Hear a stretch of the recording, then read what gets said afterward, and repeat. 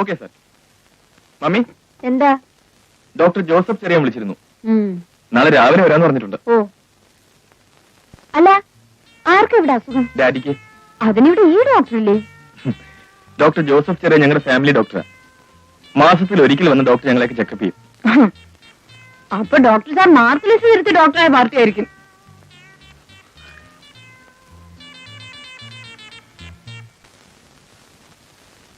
ഓ, എന്തൊരു സൂട്! ഇവിടെ ആരും കാണുന്നില്ല പണ്ടാറം. തിരുമൽ ദേവാ, നമുക്ക് നല്ല ബിസിനസ് നടക്കണേ.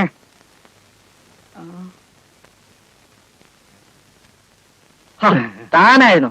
താനിത് എപ്പോഴും വീഡിയോ കാസറ്റായിട്ട് വരുന്ന മമ്മി കണ്ടോണ്ടല്ലോ. കൊച്ചമ്മ കാറിൽ പോകുന്ന 2 കണ്ണുണ്ട് കണ്ടല്ലോ. ഏതൊക്കെ പടങ്ങളുണ്ട്? നല്ല നല്ല പുരാണ പടങ്ങളുണ്ട്. ശ്രീരാമ പട്ടാഭിഷേകം, ഭക്ത കുചേള, പാലാട്ട് കേമൻ.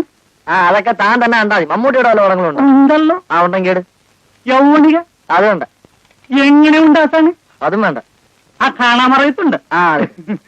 തിരുമൽ ദേവ, ഇനി രുക്മയുണ്ട്. അത് ഞാൻ കണ്ടിട്ടുണ്ട്. പിന്നെ സ്ഫോടനമുണ്ട്. അത് വേണ്ട. അതിറാത്രം. അതിട്. ഇനിയും കഥ തുടരും. അതോട്. ഇങ്ങനെ പോയാലേ നിന്റെ കഥ അറിയുന്ന തുടരില്ല. ദിവസം എത്ര ഗ്യാസിന്റെ അടുത്ത് കൂട്ടുന്നത്? മമ്മി അറിഞ്ഞോണ്ടല്ലോ. മമ്മി സെൻസർ ഓഫീസ് വരുന്നതിന് പറഞ്ഞ ഇതെല്ലാം അങ്ങോട്ട് തിരിച്ചു കൊടുക്കും. പോയാലും പുസ്തകത്തിൽ വായിക്കി. എന്തായി? ഞാൻ പറഞ്ഞ ഗ്യാസ് കിട്ടി. വലിയ പ്രൈസാണ്, കോസ്റ്റ്ലിയാണ്. എത്ര? 150 രൂപയാവും. വിലയ്ക്ക് നോക്കാൻ മാത്രം. ഒന്ന് നോക്കാൻ 150 രൂപ. അത് കൂടുതല. അയ്യോ, ഇത് ഷർട്ട് വേറെയാണ് സാറേ, കോപ്പിയല്ല, ഒറിജിനലാണ്. ഇതേ കല്യാണമോ ചോദിക്കില്ലേ, പറ്റിയ സാധനമാണ്. വേഗം. ഇത് 10 കമാൻഡ്മെന്റ്സ് അല്ലേ? അതെ സാറേ, 10 കൽപ്പനകൾ തന്നെ. പുതിയതായി കല്യാണം കഴിച്ചവർക്കുള്ള എല്ലാ ഐറ്റംസ് ഇതിലുണ്ട്. ഈ വക കാസറ്റുള്ള ഈ പേരിൽ ഇറക്കാൻ പറ്റൂ, അല്ലെങ്കിൽ ഞാൻ എന്നേ ഉള്ളിൽ പോയതേ തിരുമൽ ദേവ. മതി മതി. എനിക്ക് ഈ കാസറ്റ് എന്ന് വരും ഒറ്റ കുഞ്ഞറിയാം. കണ്ടിട്ട് 2 ദിവസം കഴിഞ്ഞ് ഞാൻ അങ്ങോട്ട് കൊണ്ടുവരാം. എന്ന് വെച്ചാൽ താൻ ഇങ്ങോട്ട് വേണ്ടെന്ന് മനസ്സിലായോ? എവിടെ നോക്കെ? ഇന്നുറക്കം, നാളെ കടം. വളരെ വള്ളി നന്ദി. ഇന്നൊരു കലക്ക്. അയ്യോ, അല്ല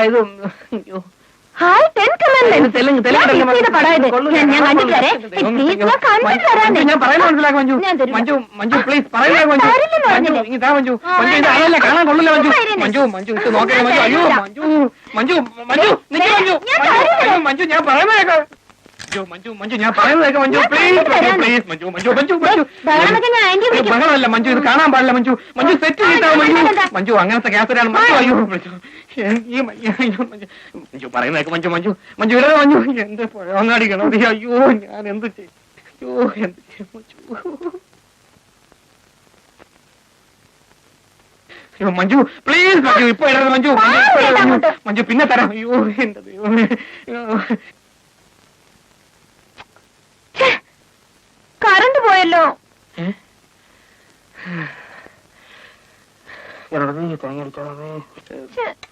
കറണ്ട് വന്നിട്ട് ഞാനൊന്ന് വിളിക്കാം. മറക്കാതെ വിളിക്കണേ. മറക്കാതെ വിളിക്കാം. അയ്യോ ഓ, ഇനി കറണ്ട് വരാതെ കുന്തം വെളി വരില്ലല്ലോ. ഇവിടെ കുത്തിയിരിക്കാം. അയ്യോ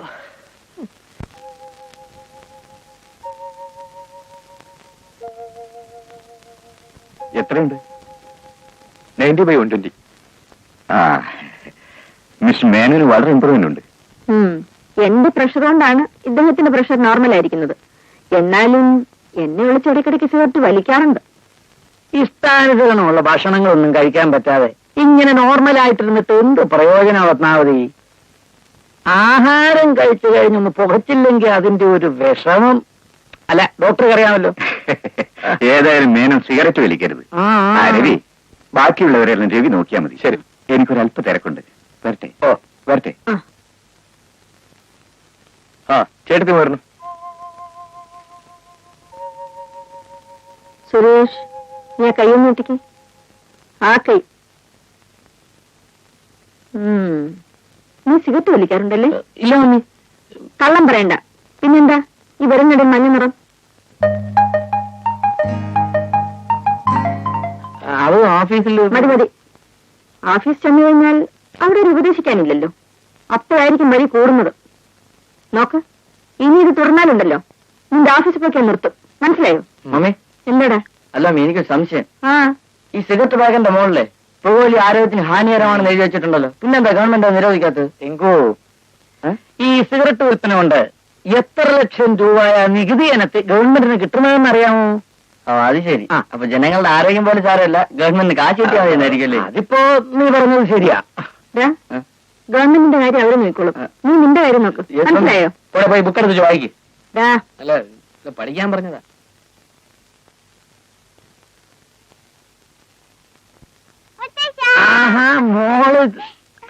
മോള് ഇതുവരെ എവിടായിരുന്നു? ഡോക്ടറെ കുത്തിയൊക്കെ പേടിച്ചിട്ട് മിടുക്കി. ഈ കേസിന് ഞാൻ പോരാ, ഒരു ഗൈനക്കോളജിസ്റ്റിനെയാണ് ആവശ്യം. ചേട്ടാ, കൺഗ്രാചുലേഷൻ. എന്റെ ഇനി മഞ്ജു വരണം. ഞാനോ? എനിക്കൊരു അസുഖമില്ല. ഉണ്ടോ ഇല്ലയോ തീരുമാനിക്കുന്നത് പരിശോധിച്ചതിന് ശേഷം വരണം. ചെല്ലു മഞ്ജു. മോനെ സുരേഷ്, എല്ലാവരുടെയും മുമ്പിൽ വെച്ച് മമ്മി നിന്നെ വഴക്ക് പറഞ്ഞത് വിഷമമുണ്ടല്ലേ? ഇല്ല ഡാഡി, സിഗരറ്റ് വലിയ ആരോഗ്യത്തിന് ചീത്തയാവുണ്ടല്ലേ മമ്മി അങ്ങനെ പറഞ്ഞത്? കഴിവതും സിഗരറ്റ് വലിക്കരുത്. മോനി വന്നേ. മോന്റെ സിഗരറ്റ് ഇരിപ്പുണ്ടോ? ഡാഡിക്ക് രണ്ട് പുക എടുക്കാനാ. മമ്മി ഡാഡി ഞാൻ ചോദിച്ചില്ല.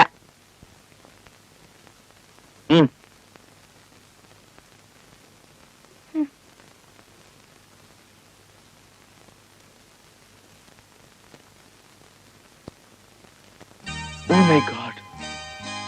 220 by 110.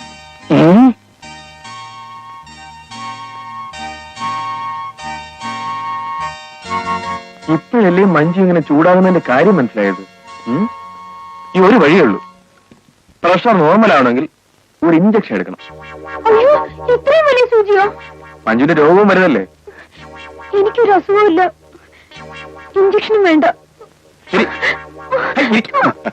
ചെവി പറഞ്ഞത് ശരിയാണോ? മഞ്ജുവിന് ഞാൻ വെറുതെ ഒന്ന് പേടിപ്പിച്ചതല്ലേ. She's all right.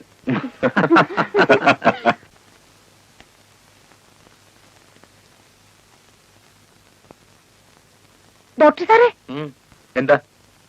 ഇന്നലെ ഞാനേ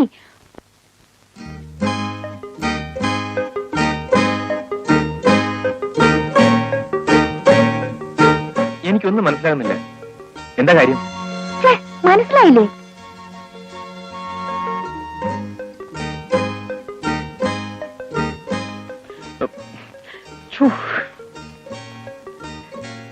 ഇനി മനസ്സിലായില്ലേ?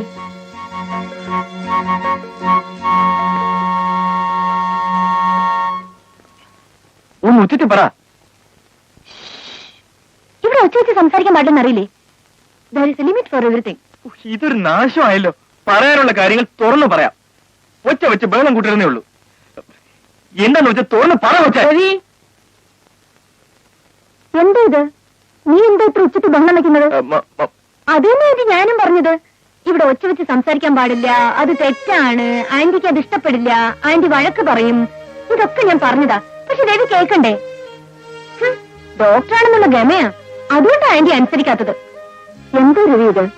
ഇത്രയും വിദ്യാഭ്യാസമുള്ള നിനക്ക് ഞാൻ പറഞ്ഞിരുന്നോ ഡിസിപ്ലിന്റെ കാര്യം? Sorry mummy. It's all right. ചേട്ടത്തിമേ, ഒരു കാര്യം ഞാൻ പറഞ്ഞേക്കാം. അനിയത്തിയോട് മര്യാദയ്ക്ക് ഇരിക്കാൻ പറയണം. എന്ത് രവി കാര്യം? വെറുതെ ആവശ്യമില്ല മമ്മിയെ കൊണ്ട് എന്നെ വഴക്ക് കേൾപ്പിക്കാനുള്ള പണിയൊക്കെ ഒപ്പിക്കുന്നത്. ഇന്നലെ പ്രഷർ അധികമാണെന്ന് പറഞ്ഞ് വരട്ടിയില്ലേ, അതിന് പകരം തീർത്തായിരിക്കും.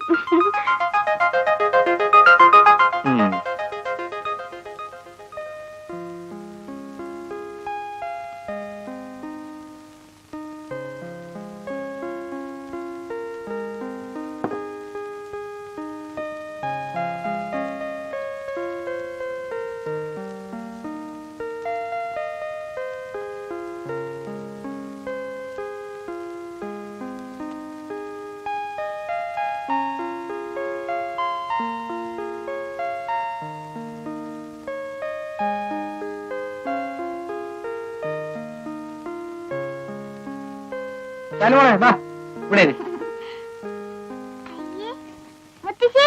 ഇത് ആദ്യ ചെരുപ്പിന്റെ അടയാളോ? നീ കയറി.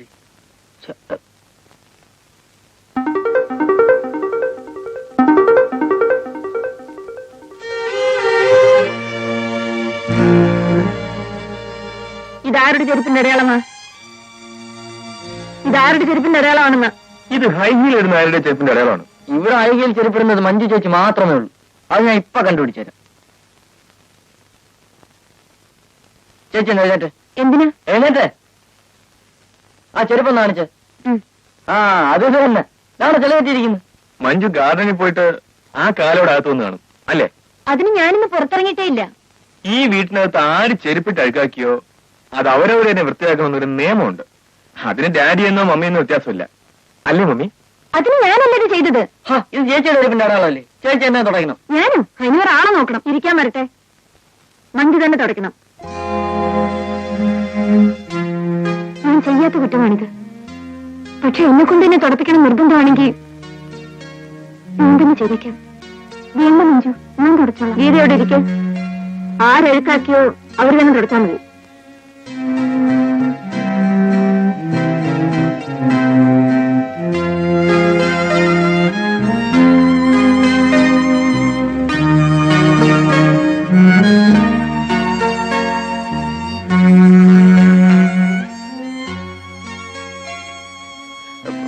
വേണ്ട മഞ്ജു, ഞാൻ തുടച്ചോളാം.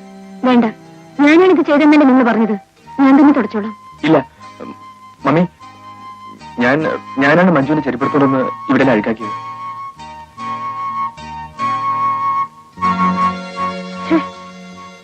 ഇങ്ങനെയുള്ള പ്രവൃത്തികളൊന്നും എനിക്കിഷ്ടമല്ല. ഞാൻ പറഞ്ഞേക്കാം. മഞ്ജു, നീ തുടക്കണ്ട. അവിടെ വെച്ചേക്ക്. വന്നിരിക്കേ.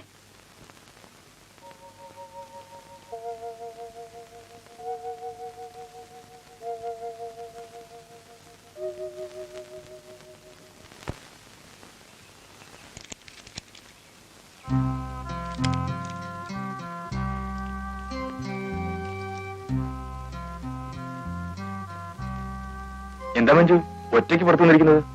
ഒറ്റയ്ക്ക് പുറത്തിരിക്കാൻ പാടില്ലെന്നും ഇവിടെ നിയമമുണ്ടോ? മാഡം ഒന്ന് വളരെ ചൂടിലാണല്ലോ. ഒന്ന് പ്ലസന്റ് ആയിരുന്നു ഇവിടെ. പ്ലസന്റ് ആയിട്ട് ഇവിടെ കഴിയാൻ പറ്റുമെന്ന് എനിക്ക് തോന്നുന്നില്ല. ഈ വീട്ടിലെ ഡിസിപ്ലിനും നിയമം അങ്ങനെയാണല്ലോ. ഞാൻ നാളെ എന്റെ വീട്ടിലേക്ക് പോവാ. I am sorry Manju. ഇന്നലെ മഞ്ജു മമ്മിയെ കൊണ്ടുതന്നെ വഴക്ക് കേൾപ്പിച്ചപ്പോഴുള്ള ദേഷ്യത്തിലാണ് ഞാൻ അങ്ങനെയൊക്കെ ചെയ്തത്. അത് മഞ്ജുവിന് ഇത്രയും ഫീലിംഗ് ഉണ്ടാക്കുമെന്ന് ഞാൻ കരുതിയില്ല. നിങ്ങൾക്ക് ഇവിടെ എങ്ങനെ ജീവിക്കുന്നു? തടിമാടന്മാരായ 4 ആണുങ്ങൾ ജീവിക്കുന്ന വീടാണിത്. ഒച്ചത്തിൽ സംസാരിക്കാൻ പാടില്ല, ചിരിക്കാൻ പാടില്ല. ഇതെല്ലാം ഒരു അടിമത്തമാണ്.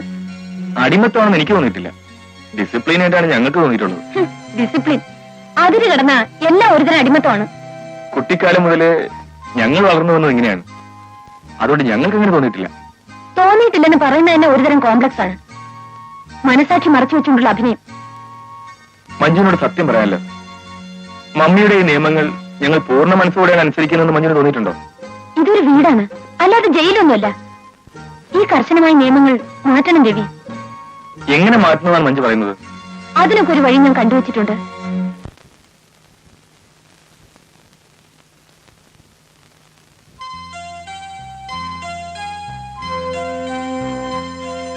ആരെ കയ്യിലെടുത്താലാണ് ഇവിടുത്തെ എല്ലാവരുടെയും ആക്ടിവിറ്റീസ് മനസ്സിലാക്കാൻ കഴിയുക? ടിങ്കുവിനെ പിടിച്ചാൽ കഴിയുമോ?